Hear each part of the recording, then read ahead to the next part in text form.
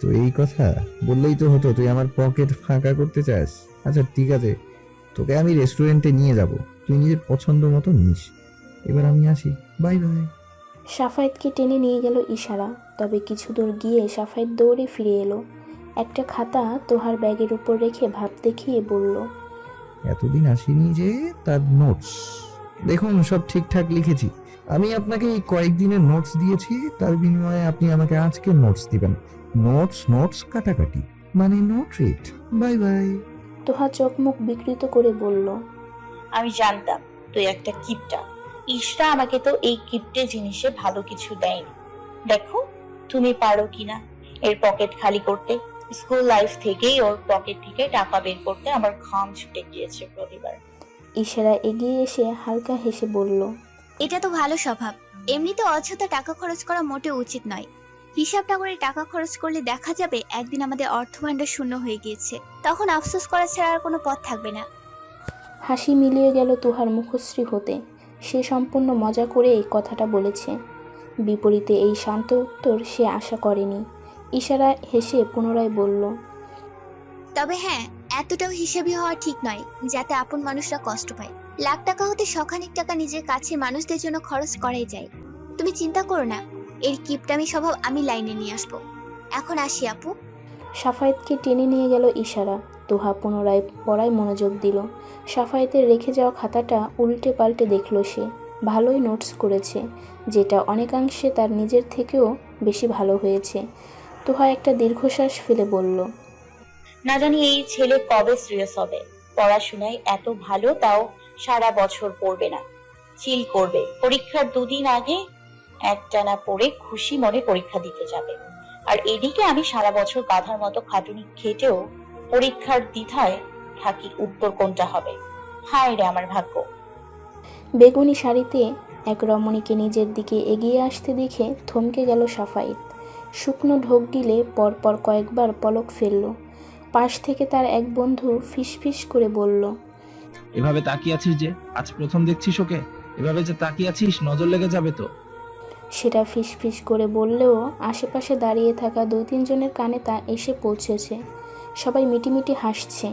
ইশারা মিষ্টি হেসে সাফায়েতের পাশে থাকা বাকিদের বলল, কেমন আছেন ভাইয়ারা? আমরা বেশ ভালো আছি বোন, কিন্তু মনে হচ্ছে তোমাকে দেখে কারো বেহাল অবস্থা এখন।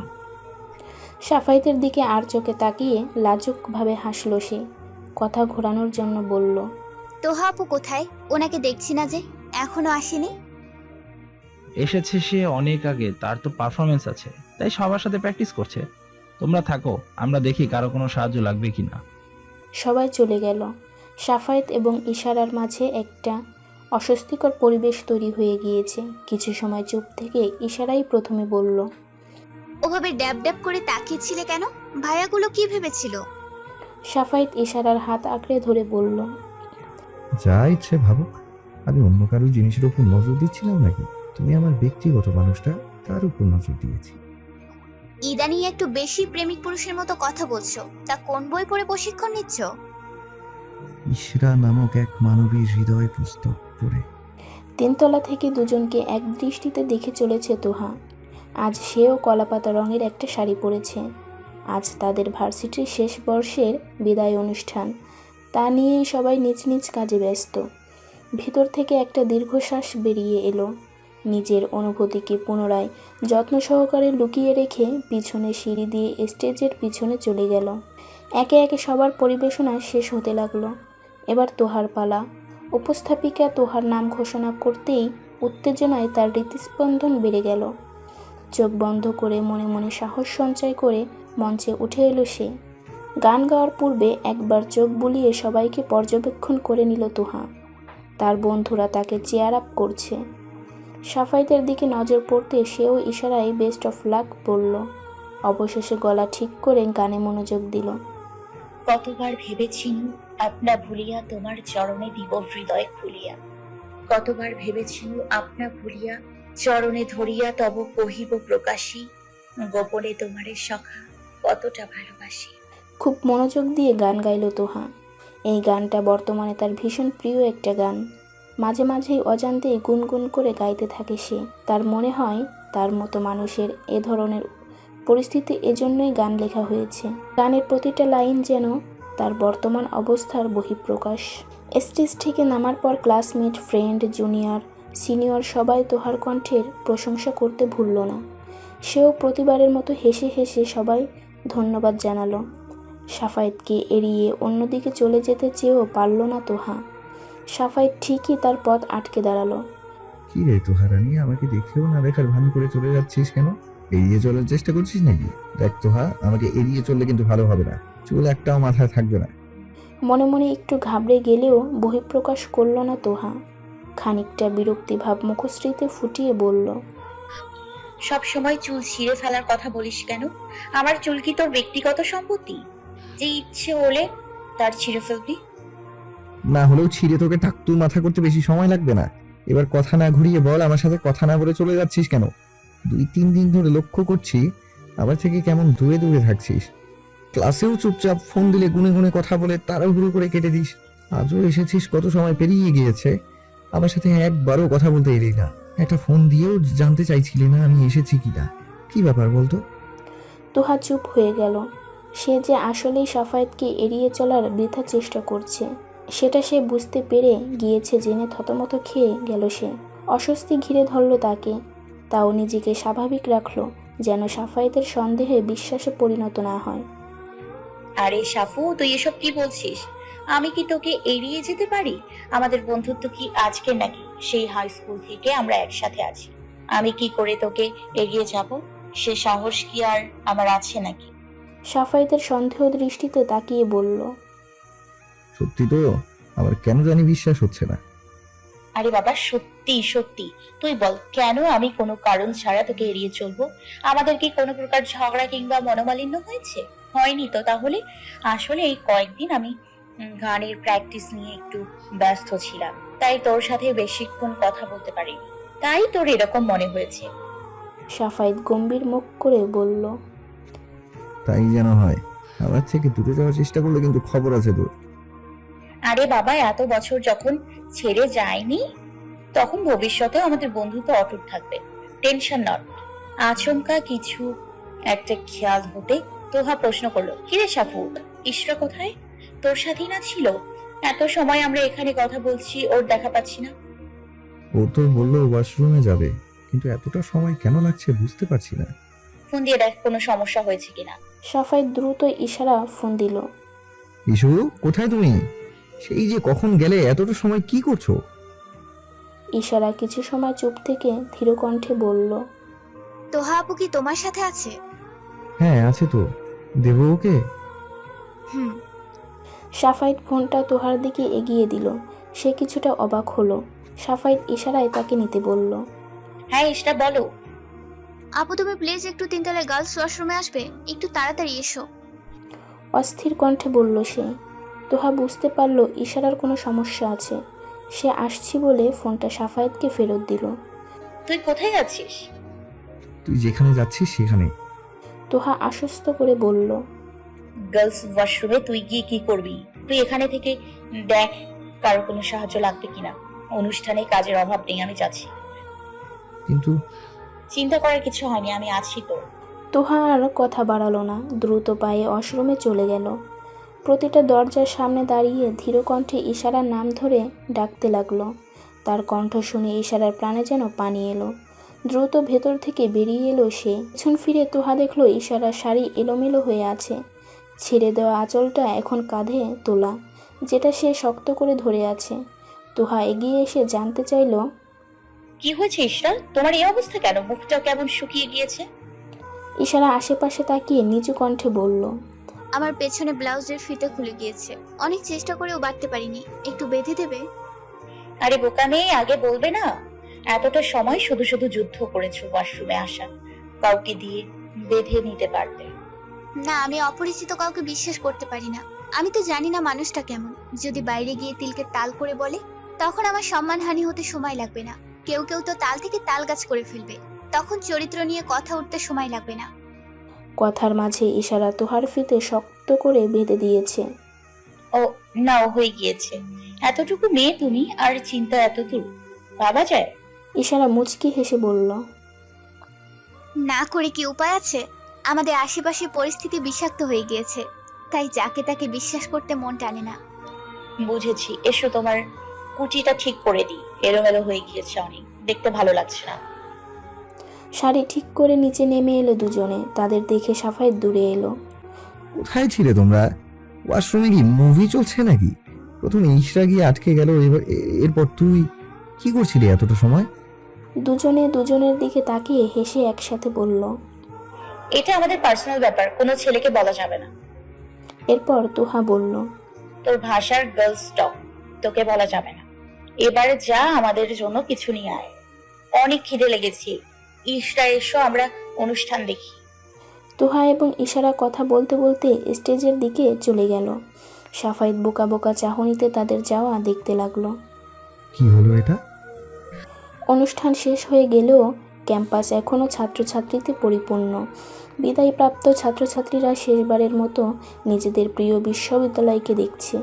কেউ কেউ নিজের প্রিয় বন্ধুদের সাথে জমিয়ে আড্ডা দিচ্ছে। এসব দৃশ্য দেখে সাফায়েত ইশারাকে বলল। পরের বছর এভাবে আমাদেরও বিদায় অনুষ্ঠান হবে। এখন তো প্রতিদিন তোমার সাথে ভার্সিটির বাহানায় হলেও দেখা হচ্ছে, কিন্তু তখন কিভাবে দেখা হবে? তখন তো এভাবে ক্লাস ফাঁকি দিয়ে আমরা ঘুরতে পারবো না। ইশারার মন খারাপ করেছে বুঝতে পেরে সাফায়েত হালকা এসে তার মাথায় হাত রেখে বলল। আরে ধুর, এতে মন খারাপ করার কি আছে? আমাদের কম দেখা হবে এটা না ভেবে এটা ভাবো, এরপর আমি জবের জন্য চেষ্টা করতে পারবো। আর একটা ভালো চাকরি যদি আমি জোগাড় করতে পারি, তবে তোমার ফাইনাল ইয়ার শেষ হওয়ার পরই আমরা বিয়ে করে নিতে পারবো। ততদিনে হয়তো আমার পজিশনও ভালো পর্যায়ে পৌঁছে যাবে। তখন তোমার বাবা মাও আর ফিরিয়ে দিতে পারবে না। সাফায়েতের কথায় ইশারার খারাপ লাগা ভাব মুহূর্তেই দূর হয়ে গেল। ভাবলো, 1-2 বছর হয়তো একটু কম দেখা হবে, কিন্তু যদি সাফায়েত একটা ভালো জায়গায় পৌঁছাতে পারে, তখন আমাদের সম্পর্ক পূর্ণতা পাবে। তখন তো সারা জীবন আমরা একসাথে থাকবো।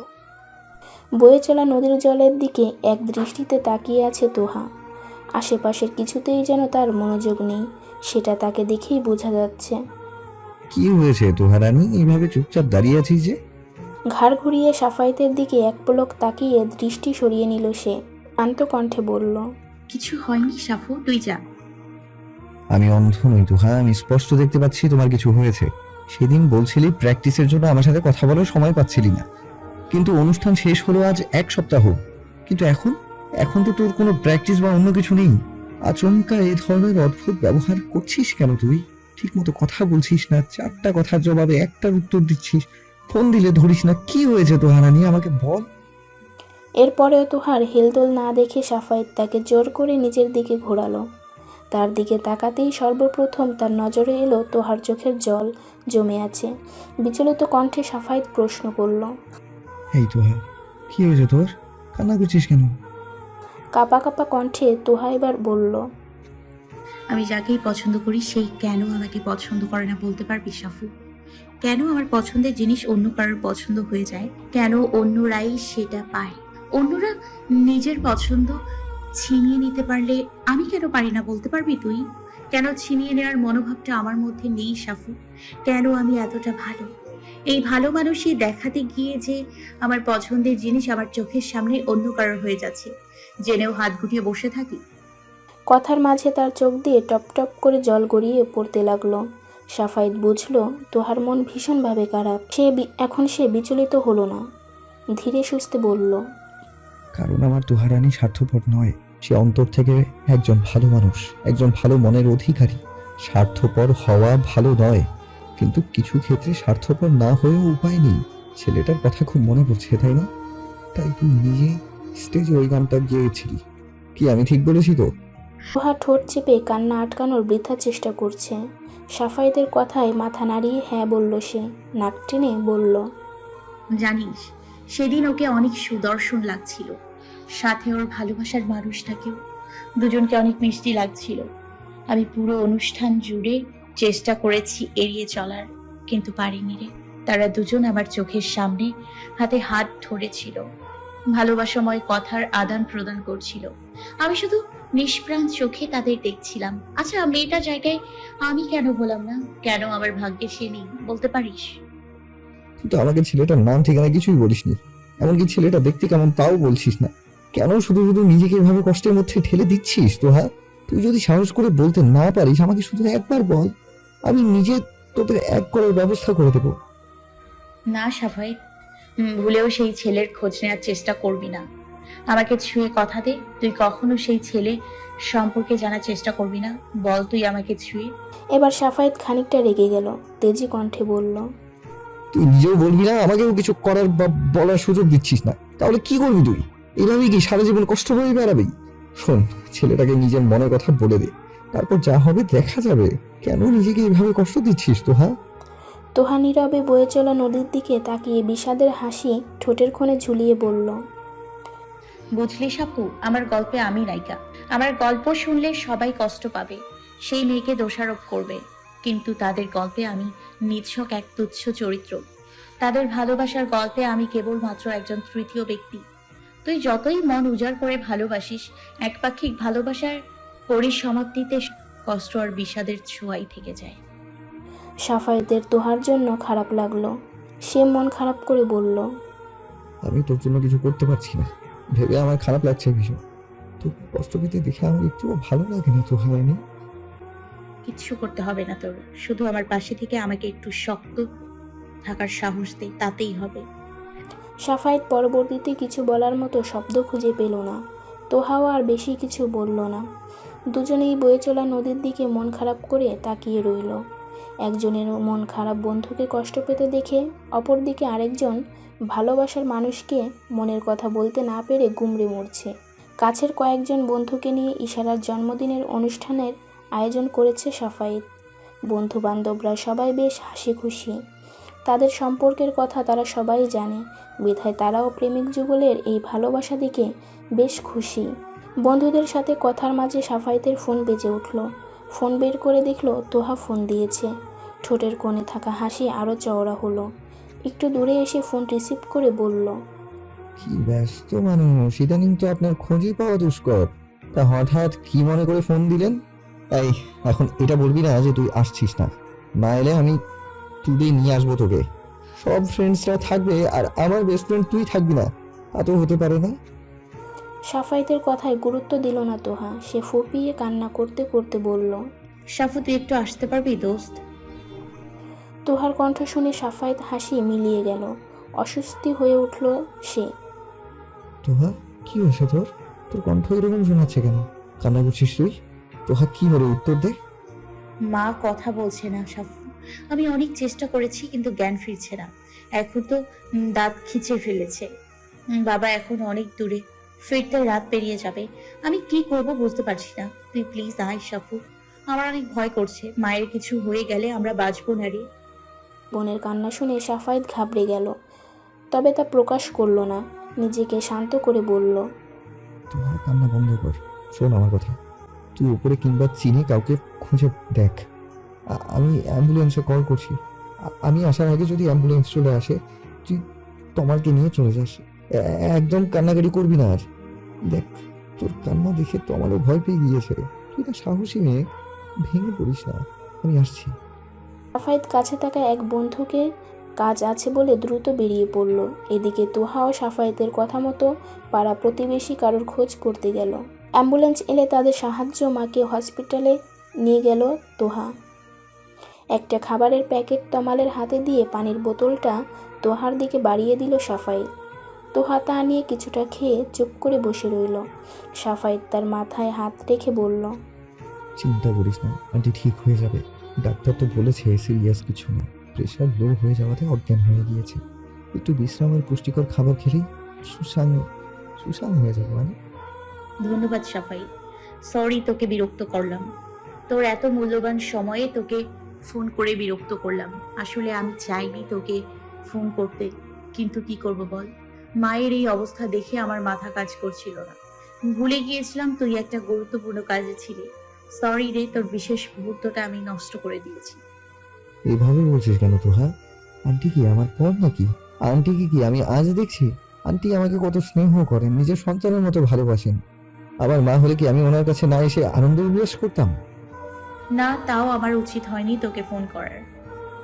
তুই কি আমাকে পর করে দিচ্ছিস তোহা? আহত কণ্ঠে বলল সে। তোহা অন্যদিকে তাকিয়ে বলল, না রে, তুই আমাদের আপন ছিলিস আর সারা জীবন থাকবি। সে যাই হোক, তুই এখন যা, না হয় ইশরা আজকের দিনেও মন খারাপ করবে, আর ওকে বলে দিস এই বিশেষ দিনেও তোকে দূরে নিয়ে আসার জন্য আমি দুঃখিত। যা আর দাঁড়িয়ে থাকিস না। সাফায়েতকে কিছু বলার সুযোগ দিল না তোহা। তমালকে নিয়ে কেবিনে ঢুকে দরজা লক করে দিল। ফলে সাফায়েতও চেয়ে তোহার সাথে কোনো কথা বলতে পারেনি। মুখোমুখি দাঁড়িয়ে আছে ইশারা এবং সাফায়েত। অনেকখানি সময় চুপ করে থাকার পরও ইশারা গম্ভীর কণ্ঠে বলল, কিছু বলার থাকলে বলো, আমার টিউশনে যেতে হবে। সাফায়েত খানিকটা রেগে বলল, তোমার কি হয়েছে বলো তো? গত 2 দিন ধরে তোমাকে ফোন করছি, ধরছো না, ভার্সিটি আসছো না, বাড়ির নিচে দাঁড়িয়ে থাকলে কোনো রেসপন্স নেই, মেসেজের উত্তর দিচ্ছ না। আচমকা এরকম অদ্ভুত ব্যবহার কেন করছো তুমি? ইশারা একটা দীর্ঘশ্বাস নিয়ে একদম শান্ত কণ্ঠে বলল, আর কিছু বলার আছে নাকি আমি এবার যেতে পারি? কিছু বলার আছে মানে? আমি তোমাকে কি জিজ্ঞেস করেছি আর তুমি কোনো প্রকার উত্তর না দিয়ে চলে যাচ্ছ? মনে হচ্ছে তুমি আমার কথা পাত্তাই দিচ্ছ না, আমি মানুষটাকেই পাত্তা দিচ্ছ না। কেমন যেন গা ছাড়া ভাব নিয়ে আছো তুমি। জানতে চাইছো তো কেন আমি কোনো রেসপন্স করছি না? এই সম্পর্ক আর এগিয়ে নিয়ে যাওয়া সম্ভব নয় সাফাইত। আমাদের সম্পর্কের রীতি এখানে টানলেই ভালো হবে। আর বেশি দূর এগিয়ে গেলে এই সম্পর্কের প্রতি যা ভালোবাসা, সম্মান, মায়া ছিল তা উবে গিয়ে বিষাক্ত অনুভূতির সৃষ্টি হবে, যা আমি কোনো কালেই চাই না। সাফায়েত ভাবল ইশারা হয়তো মজা করেছে। আগের কয়েকবার ঝগড়ার মাঝে সে এরকম কথা বলেছিল। তুমি মজা করছো তাই না? বুঝতে পেরেছি কোনো কিছু নিয়ে রেগে আছো। আচ্ছা চলো তোমার প্রিয় আইসক্রিম খেতে খেতে তোমার অভিযোগ শুনবো। সাফায়েত ইশারার হাত ধরতে গেলে সে সরিয়ে ফেলল। প্রিয় জিনিস প্রিয় মানুষের সাথেই উপভোগ করা যায়। যখন মানুষটাই প্রিয় এর তালিকা থেকে বিদায় নেওয়ার উপক্রম, সেখানে তার সাথে প্রিয় খাবার খাওয়া বড্ড বেমানান। ইশরা, তোমার এই সাহিত্যিক কথাবার্তা আমি ঠিক বুঝতে পারছি না, কি হয়েছে তোমার? আমি আর তোমার সাথে সম্পর্ক রাখতে চাই না সাফাইত। তোমার ভাষার ইটস ওভার, ব্রেকআপ। বড়সড় একটা ধাক্কা খেল সাফায়েত। নিজের কানে বিশ্বাস করতে পারছে না ইশারা এখনও এ ধরনের কথা বলবে। মনে হলো সে দিবা স্বপ্ন দেখছে। তুমি আমাকে ভয় দেখানোর জন্য মজা করছো তাই না ইশরা? তুমি জানো আমি এই কথা শুনে অস্থির হয়ে যাব, তাই না? বলো। এবার ইশারা একটু উঁচু স্বরেই বলল, বাংলা কথা বোঝো না তুমি? বললাম না একবার আমি তোমার সাথে আর সম্পর্ক রাখতে চাই না। এই সম্পর্ক আমার কাছে এখন বিষাক্ত মধুর মতো লাগছে। সেটা দেখতে তো মিষ্টি, কিন্তু গলাধঃকরণ করলে নিশ্চিত মৃত্যু। কিন্তু আমি বাঁচতে চাই সাফাইত। সাফায়েতের মনে এবার ভয় গ্রাস করল। সে ইশারার হাত ধরে মিনতি করে বলল, এরকম কেন করছো ইশু পাখি? তুমি জানো আমি তোমাকে কতটা ভালোবাসি। তোমাকে ছাড়া আমি সত্যি একা হয়ে যাব, পাগল হয়ে যাব আমি। কেন তুমি এরকম কথা বলছো? আমি কি কোনো ভুল করেছি? করলে বলো, আমি তা ঠিক করে দেবো। সত্যি ঠিক করতে পারবে তো সাফাইত? বিদ্রুপ করে বলল সে। সাফায়েত অস্থির কণ্ঠে বলল, হ্যাঁ হ্যাঁ, পারবো পারবো। তুমি শুধু বলো আমার ভুলটা কোথায়। সত্যি তুমি পারবে আমার মনের ক্ষতটা সারিয়ে তুলতে? পারবে আমার জন্মদিনের সময়টা ফিরিয়ে আনতে? পারবে কি যে লজ্জাজনক পরিস্থিতিতে আমি পড়েছিলাম সেই সময়টা পরিবর্তন করতে? বলো পারবে? সাফায়েত এখনো পর্যন্ত তার কথার কোনো অর্থ বুঝতে পারল না। ইশরা, তুমি এসব কি বলছো? সেদিন কি হয়েছিল? আমি পরবর্তীতে আবারও রেস্টুরেন্টে গিয়েছিলাম, কিন্তু গিয়ে কাউকে পাইনি। তোমার সাথে যোগাযোগ করার কত চেষ্টা করেছি, কিন্তু তুমি কোনো উত্তর দাওনি। কেন ফিরে গিয়েছিলে? আমাকে লজ্জাজনক পরিস্থিতিতে দেখে মজা নিতে? এসব তুমি কি বলছো ইশরা? আমি কেন তোমাকে? সেদিন তুমি আমাকে একবার বলে যেতে পারতে, আমাকে খুঁজে বলে যেতে পারতে তুমি কোথায় যাচ্ছ। কি হতো? সর্বোচ্চ 1 মিনিট অতিবাহিত হতো। কিন্তু না, তোমার কি আর সেই সময় আছে নাকি? আমি কে? তোমার জীবনে তো আমার কোনো মূল্যই নেই এখন। সেদিন যখন সবাই তোমার খোঁজ করছিল, জানতে চাইছিল তোমার ব্যাপারে, আমি কিছু বলতে পারিনি। সবাই কানাঘুষা করছিল, বলছিল আমি কতটা উদাসীন, যে নিজের প্রেমিক কোথায় তা জানি না। তখন একজন বলল তোমাকে নাকি তোহা ফোন করেছিল। তোমার জীবনে সে গুরুত্বপূর্ণ একজন, তা আমি জানি। আমি আজ পর্যন্ত তোমাদের নিয়ে কোনো চিন্তা মাথায় আনিনি। সব সময় ভালো দৃষ্টিতে তোমাদের দেখেছি, তার গুরুত্ব তোমার কাছে অনেক মানলাম। কিন্তু আমি কি এতটাই ফেল না? ইশরা, আমার কথাটা তো শোনো আগে, তারপর সিদ্ধান্ত নিও। কি শুনবো আমি? কি শোনার বাকি রেখেছ আর? ইশারা চলে যেতে চাইলে সাফায়েত তাকে জোর করে ধরে রাখল। সেদিন আন্টি অনেক বেশি অসুস্থ হয়ে পড়েছিল। তোহা বাড়িতে একা ছিল। ছোট তমালকে নিয়ে সে কি করবে বুঝতে না পেরে আমাকে ফোন দিয়েছিল। আন্টি একদিন হাসপাতালে ছিলেন। আমি ছাড়া তোহা কাউকে ভরসা করতে পারে না বলেই সে আমাকে ফোন করেছিল। আমিও টেনশনে তোমাকে জানিয়ে বের হওয়ার কথা ভুলে গিয়েছিলাম। সরি বলছি তো, আর কখনো হবে না। সাফাইত, আমিও একটা মানুষ, আমারও কিছু নিজস্ব ইচ্ছে শখ আছে। আমারও ইচ্ছে হয় নিজের প্রেমিক পুরুষের সাথে একান্তে সময় কাটাতে, বসে দুটো নিজের কথা বলতে। কিন্তু তুমি প্রায় সময় তোহা আপুকে নিজে থেকে আমাদের মাঝে নিয়ে আসো। আমি কখনোই তা নিয়ে কিছু বলিনি, না ওভার রিয়েক্ট করেছি। আমরা একা থাকলেও তুমি আমাদের কথার মাঝেও তোহা আপুর কথাই নিয়ে আসতে, তখনও আমি কিছু বলতাম না, নীরবে তোমার কথা শুনে যেতাম। কিন্তু সেদিন আমার জন্মদিনের নাম করে আমাকে সবার সামনে যেরকম লজ্জায় ফেলে, আমি সত্যি কখনো এটা আশা করিনি। ইসরা, আমি সত্যি বুঝতে পারিনি তোহা আমাদের সাথে থাকলে তোমার সমস্যা হয়। আমরা সেই স্কুল লাইফ থেকে বন্ধু, সে আমি ছাড়া বাকিদের সাথে তেমন করে মিশে না। এখন সম্পর্কে জড়িয়ে যদি আমি তাকে একেবারেই ভুলে যাই তাহলে সে কষ্ট পাবে। ইশারা আহত কণ্ঠে বলল, তুমি শুধু ওর কষ্টটাই বুঝলে, আমারটা বুঝতে পারলে না তুমি। সরি ইসরা। আচ্ছা, এবার থেকে আমি আমাদের মাঝে তোমাকে আনবো না, সত্যি বলছি। তাও তুমি যেও না। সত্যি পারবে তো? হ্যাঁ, আমি ওকে বলে দেবো ওই সময় যেন আমার সাথে যোগাযোগ না করে। আর আমি যদি বলি শুধু কয়েক ঘন্টা নয়, একেবারে সারা জীবনের জন্য যোগাযোগ বন্ধ করে দাও, পারবে সাফাইত? এইসব তুমি কি বলছো ইসরা? এটা কখনোই সম্ভব না। কেন সম্ভব নয় সাফাইত? আমি আগেও বলেছি তোহা আমার বেস্ট ফ্রেন্ড। এভাবে কারণ ছাড়া আমি ওর সাথে যোগাযোগ বিচ্ছিন্ন করতে পারি না। কেন পারো না সাফাইত? তোমরা কি আসলেই বন্ধু, নাকি আশেপাশে স্টুডেন্টরা যা বলে তাই সত্যি? তোমরা দুজন বন্ধুর থেকেও বেশি কি? ইসরা, হুঙ্কার দিয়ে উঠল সাফাইত। লোক সমাগম থেকে একটু দূরে থাকায় তেমন কেউ তাদের খেয়াল করলো না। ইশারা মনে মনে ভীষণ কষ্ট পেল, চোখে জল জমতে চাইলেও সে আটকে রাখলো। বিদ্রুপ করে হেসে বলল, গায়ে লেগেছে না? খুব খুব বড় সত্যি বলে ফেলেছি কি আমি? তার মানে লোকে যা বলতো তাই সত্যি? তোমরা আসলে ফ্রেন্ডস উইথ বেনিফিট, তাই জন্যই কি সে ফোন দিলেই তুমি সব কাজ ফেলে ছুটে যাও তার কাছে? চুপ, একদম চুপ। তোমাকে ভালোবাসি বলে এত সময় সহ্য করেছি, কিন্তু আর নয়। তোমার ওই নোংরা মুখ বন্ধ করো। ছি, এরকম একটা নিচু মন মানসিকতার মেয়েকে আমি সবটুকু দিয়ে ভালোবেসেছি ভাবতেই লজ্জা লাগছে। সাফায়েতের কথায় বেশ আহত হলো ইশারা। ও, এখন আমি নোংরা হয়ে গেলাম কেন বলো তো? সত্যিটা বলেছি তাই। চুপ করো ইশরা। তুমি এতটা নিচু মনের হবে আমি ভাবতেও পারিনি। ভেবেছিলাম বাকিরা যাই বলুক অন্তত তোমার চিন্তাধারা ভিন্ন হবে, পবিত্র হবে। কেন? দুজন ছেলে কিংবা দুজন মেয়ে যদি বন্ধু হতে পারে, তবে একজন ছেলে একজন মেয়ে কেন হতে পারবে না? বন্ধুত্ব কি লিঙ্গ দিয়ে হয়? বন্ধুত্ব হয় মধুর সম্পর্ক, যাদের রক্তের মিল না থাকলেও মনের মিল থাকে। তোহা আর আমার বন্ধুত্বটাও ঠিক সেরকম। আমি কখনোই তোহাকে সেই নজরে দেখিনি, ওকে সবসময় বন্ধুর নজরে দেখেছি, একজন বোনের নজরে দেখেছি। তাই তো সবসময় চেষ্টা করি ওকে ভালো রাখার, সুরক্ষিত রাখার। আর তুমি কি যাচ্ছি ইশরা? আর যাই হোক, তোমার মুখ থেকে এই কথা শোনার পর আমি তোমার সাথে আর থাকতে পারবো না। তোমাকে দেখলেই আমার এখন গা ঘিন ঘিন করছে। আজকের পর থেকে তুমি কি আমি তোমার সাথে আর সম্পর্ক রাখবো না। যার এখনই মন মানসিকতা এরকম, তাকে নিজের অর্ধাঙ্গিনী হিসেবে আমি অন্তত মেনে নিতে পারবো না। ভালো থেকো। সাফায়েত দ্রুত স্থান ত্যাগ করলো, একবারও পিছনে ফিরে তাকালো না। ইশারা সেখানে থাকা বেঞ্চে বসে নীরবে এত সময় আটকে রাখা চোখের জল বিসর্জন দিতে লাগলো। তখন কষ্ট এবং রাগের মাথায় কথাগুলো বললেও এখন তার কষ্ট হচ্ছে, কেউ মানুষ হারিয়ে যাওয়ার কষ্ট।